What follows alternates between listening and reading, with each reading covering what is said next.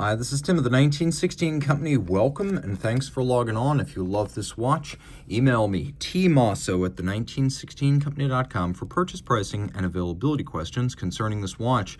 Today, we're discussing the FP Journe Chronometre Souverain Boutique Edition. So this is the Chronometre Souverain, the winner of the 2005 GPHG Men's Watch Prize in the boutique exclusive form that pairs a gilt-style printed blackened sterling silver dial with a rose gold case, and it is 40 millimeters in diameter. So 40 in diameter, 8.4 millimeters thick, from lug tip to lug tip, 47.7 millimeters, with a 20 millimeter spacing between the lugs. On the wrist, the watch wears well. Comfortable, very flat, with a domed bezel and a thin profile. It'll slip easily under a cuff. It's not super broad across the wrist. I could recommend it for a wrist as large as you like, because it's got so much presence and a punchy black and rose combination, but also a wrist as small as 14 centimeters circumference could wear this well. Again, the cuff shot and over the top. The strap, we have large rectangular scale alligator leather on the top and small round scale on the bottom. And Journe's been doing this double gator thing along with some of the best brands for quite a while now. The reason is, while it costs a few $100 more, it lasts longer.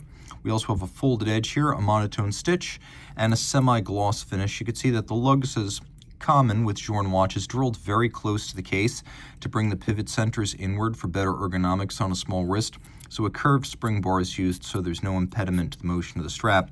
And then pull tabs are used so you can pop the strap off the case without a tool for strap swapping or close cleaning. We have Journe's buckle right here, you can see, in rose gold, all of high polish. It's a little bit of an elevated bridge design. What I mean by that is that the bridge is higher than the prongs. So when the strap is in the buckle, it sits flush like this inside the buckle rather than stacking up on the wrist. Journe is known for his attention to detail, and that's a great example. Also, Journe is known for this particular case design, as we've seen it iterated many times since 1999.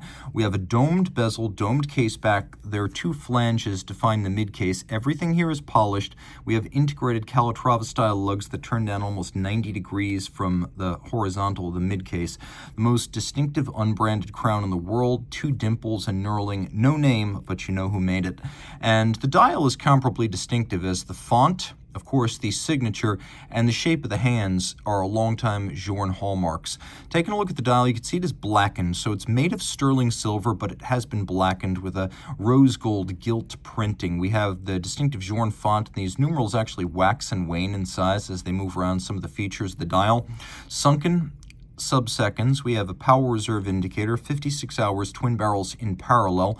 They're coupled for maximum torque and a flat torque plateau, not for super long power reserve. Rolling it all over, note the chemin de fer, railroad track outboard. It's a 30-meter water-resistant watch powered by caliber 1304. So you can see that what we've got here is actually an older case construction. The boutique edition first launched around 2009. And at the time, Journe had just transitioned from his French-made Eleanor cases. And Eleanor was purchased, moved from France to Geneva. It became Boîtier de Genève, Journe's case factory to this day. It's in the same building as his dial factory.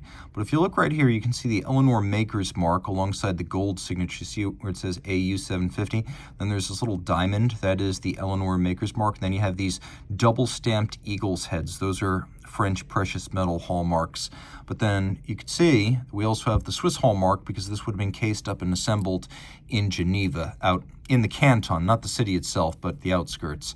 Now, the watch also includes the unique Holt head screws that keep idiots from opening up the watches. By the way, a bit of a rarity to get one of these French-made cases on a boutique edition, so just keep that in mind from a collectability standpoint. Again, it's 30 meters, water-resistant, don't go swimming with it.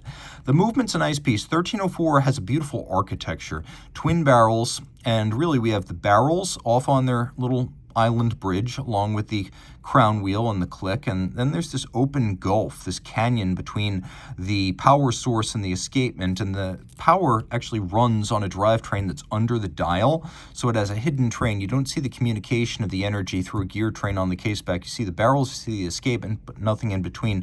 So we have this gulf that sort of has a sunray motif on the base plate there.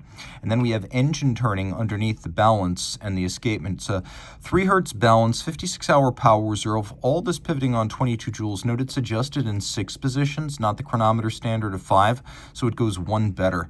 And you can see that it's a free-sprung balance with the eccentric masses on the rim used to fine time it. So easier to fine time and adjust, but also a little bit more shock resistant. Inca block is used for shock protection here. And what the balance lacks in beat rate, so it's not a high beat movement at 3 hertz, it makes up with an enormous amount of mass and inertia. You can also see the decorations, attractive and price point appropriate. Now this isn't as artisanal as what you'd get from Patek Philippe or something super high-end like de Bethune or Greubel Forsey, but it is sufficient to the price, like Audemars Piguet. So we have stripes across the bridges, polished screw heads. We have the sunray, sort of soleil motif on the middle, this gulf between the two sides. And then we have a mostly machine-applied bevel on the edge of the bridges, engine turning on the base plate. We have locating pegs that help to locate bridges on the base plate. Those have been polished on their top.